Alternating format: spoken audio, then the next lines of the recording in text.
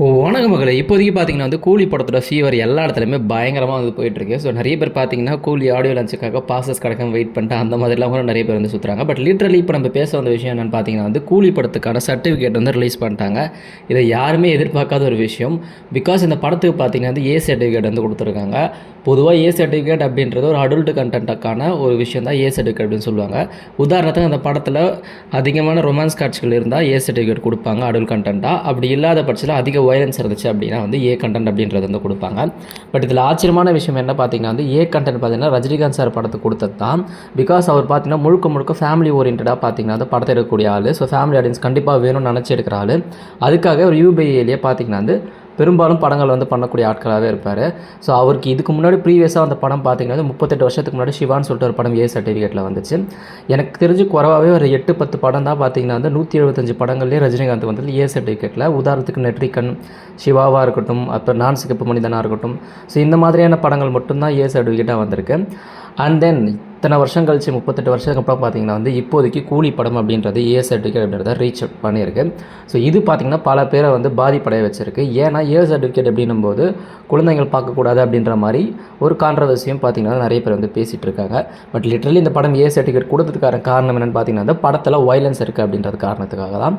இது லோகேஷ் கனகராஜ் அவரோட இன்டர்வியூவில் சொல்லியிருப்பார். எனக்கு காம்ப்ரமைஸே கிடையாது, வயலன்ஸில் கண்டிப்பாக நான் காம்ப்ரமைஸ் பண்ண மாட்டேன் அப்படின்னு சொல்லியிருப்பார். ஸோ படமும் அதுக்கேற்ற மாதிரி முழுக்க ஒரு வயலண்ட்டான படமாக தான் வந்திருக்க போது அதிகப்படியான பிளட் சீக்வன்ஸ் யூஸ் பண்ணுற காரணத்தால் மட்டும்தான் பார்த்தீங்கன்னா இந்த படத்துக்கு ஏ சர்டிஃபிகேட் அப்படின்றது கொடுத்துருக்காங்க. இருந்தாலுமே எல்லாருக்கும் கேட்கக்கூடிய ஒரு கேள்வி என்னன்னு பார்த்தீங்கன்னா பெரும்பாலும் இவ்வளோ பெரிய ஸ்டாரை வச்சு ஒரு படத்தை பண்ணும்போது அந்த படத்துக்கு யூபிஐ தான் புஷ் பண்ணுவாங்க. பட் இந்த இடத்துல பார்த்தீங்கன்னா இந்த ப்ரொடக்ஷன் அவுட் எந்த விதமான ப்ரெஷரும் போடாமல் பார்த்தீங்கன்னா நீங்கள் என்ன எடுக்கிறீங்களோ எடுங்க, என்ன ரிலீஸ் பண்ணுங்க அப்படின்னு விட்ட காரணத்தில் மட்டும்தான் அந்த படத்துக்கு ஏ சர்டிஃபிகேட் வந்திருக்கு. அண்ட் ப்ரீவியஸாக ஏ சர்டிஃபிகேட் படங்களும் இருக்குது. உதாரணத்துக்கு சலாராக இருக்கட்டும், இல்லை ராயனாக இருக்கட்டும். ஸோ இந்த படம்லாம் கூட ஏ சர்டிஃபிகேட் வந்திருக்கு. பட் அந்தளவுக்கு பெருசாக கிடையாது. பட் இங்கே வரக்கூடிய கேள்வி என்னென்னு பார்த்தீங்கன்னா லோகேஷ் கனகராஜ் படத்தில் ஏ சர்டிஃபிகேட் அப்படின்றது பெரிய அதிர்ச்சிக்குள்ளாகக்கூடிய ஒரு விஷயம் கிடையாது. ஆனால் லியோ தான் பார்த்தீங்கன்னா மோஸ்ட் வயலன்ஸான ஒரு படமே எனக்கு தெரிஞ்சு லோக்கியோட படத்தில். பட் அந்த படத்துக்கு யூபிஐ சர்டிஃபிகேட் தான் கொடுத்துருந்தாங்க. இந்த படம் ஏ சர்டிஃபிகேட் கொடுத்துருக்காங்க அப்படின்னா ஸோ எந்த அளவுக்கு வயலன்ஸ் இருக்கும் அப்படின்றது பார்த்தீங்கன்னா எல்லாரோடைய பெரிய எதிர்பார்ப்பாக இருக்குது.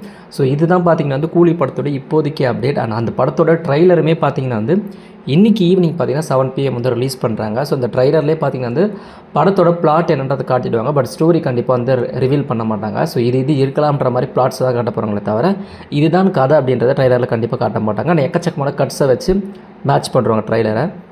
அது மட்டும் இல்லாமல் இந்த படத்துக்கான டியூரேஷனுமே பார்த்தீங்கன்னா 2 மணி நேரம் 48 நிமிஷம் அப்படின்றது லாக் பண்ணியிருக்காங்க. ஸோ ஏ சர்டிஃபிகேட்டும் வந்தாச்சு. இன்றைக்கி ஆடியோ லான்ச்சும் நடக்க போகுது. அண்ட் ஈவினிங் பார்த்தீங்கன்னா 7 PM ட்ரைலரும் பார்த்தீங்கன்னா ரிலீஸ் பண்ணுவாங்க. ஸோ இந்த படம் பார்த்தீங்கன்னா பக்கா ப்ரொமோஷனாக பார்த்தீங்கன்னா பிளான் பண்ணியிருக்காங்க. ஸோ இன்றைக்கி பார்த்தீங்கன்னா 12 மணிக்கு சன் டிவியில் அவங்களுக்கு கிரிக்கெட் மேட்ச் விளையாடுற மாதிரியான ஒரு ப்ரொமோஷன்ஸ் போட போகிறாங்க. அண்ட் இன்றைக்கி ஆடியோ லான்ச் நடக்க போகுது. அண்ட் இன்றைக்கி ட்ரைலர் ரிலீஸ் ஆச்சு அப்படின்னா இதை பற்றி ஒரு வாரம் பேசுவாங்க. அண்ட் ஒரு வாரம் முடிஞ்சு 9ஆம் தேதி 10ஆம் தேதி வரும்போது பார்த்தீங்கன்னா ஆடியோ லான்ச்சுக்கான விஷுவல்ஸ் எல்லாமே சன் டிவியில் போட்டுருவாங்க நெக்ஸ்ட் சண்டே. அண்ட் யூடியூப்லேயுமே வந்துடும். ஸோ அதை பற்றி அடுத்த 3 to 4 நாள் பேசுவாங்க. அண்ட் படம் ரிலீஸ். ஸோ இதுதான் அவங்க பக்காவாக பிளான் பண்ணிக்கக்கூடிய விஷயமா இருக்குது. ஸோ இதுக்கேற்ற மாதிரி பார்த்தீங்கன்னா இந்த படத்துக்கான எக்ஸ்பெக்டேஷன் ஹை லெவலில் இருக்குது. ஸோ நீங்கள் இந்த படத்துக்கு எந்த லெவல் எக்ஸ்பெக்டேஷன் வச்சுருக்கீங்க அண்ட் ஏ சர்டிஃபிகேட் வாங்கினதை பற்றி நீங்கள் என்ன நினைக்கிறீங்க அப்படின்றத கமெண்ட் பாக்ஸில் லீவ் பண்ணுங்கள். ஸோ இந்த மாதிரி இன்ட்ரெஸ்டிங்கான தமிழ் சினிமாவை பற்றின நியூஸ் தெரிஞ்சுக்கிறதுக்கோ அண்ட் ஹாலிவுட் மூவிஸ் நியூஸ் தெரிஞ்சுக்கோ இந்த சேனலை இப்போயோ சப்ஸ்கிரைப் பண்ணி வச்சுக்கோங்க. ஸோ உங்களோட சந்திக்கிறேன். Tata bye bye. Wishes all.